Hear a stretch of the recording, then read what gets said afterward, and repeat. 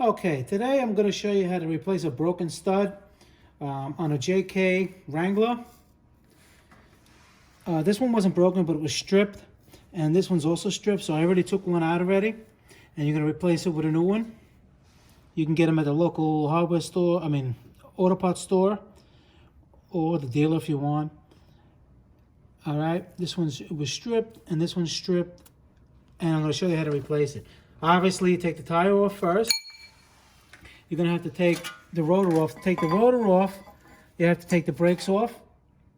All right, there's going to be 2 bolts to remove the caliper. This is the caliper.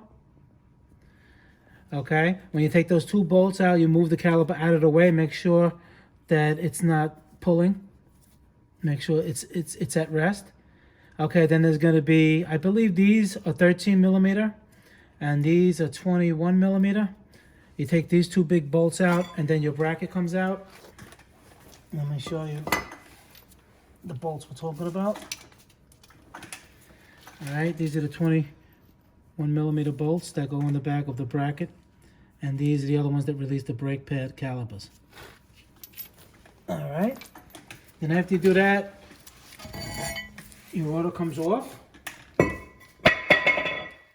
and what you're going to do is there's an area on this side, that's why you have to take everything off, that you can get the stud out. Okay, a lot of people just hit it like that and get it out. You know, you really don't want to do that because there's a bearing in here, and you know, you keep banging this bearing, you can mar the surface of the bearing race, and it could create a major problem that you're trying to solve a little problem with. So what you do is you use another hammer, all right, and you put it right below where what it does, it just helps with the shock. So if you could imagine, if you just had this, you put too much pressure on it. On this one, it's going to have shock. It's like hitting like this. It relieves a little bit of the stress, and you're going to go.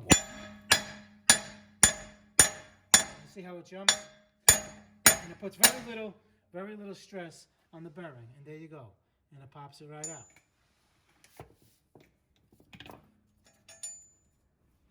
Okay, easy as that. And when you put the other one in, it's easier. What you do is you just put it in, and you get the lug nut, and the lug nut will zip it down. You don't have to hammer it or nothing like that. I'll show you.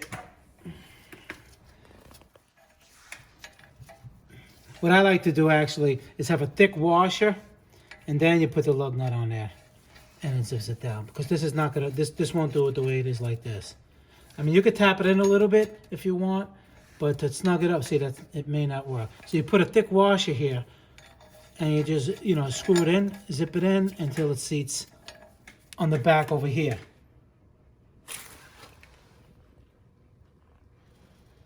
Right there, until that's seated.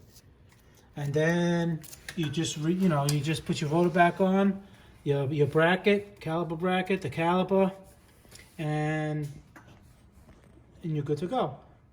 It's as simple as that. All right, guys? Motorcarnut 2020, please subscribe. I'll see you guys in the next video. Have a nice day.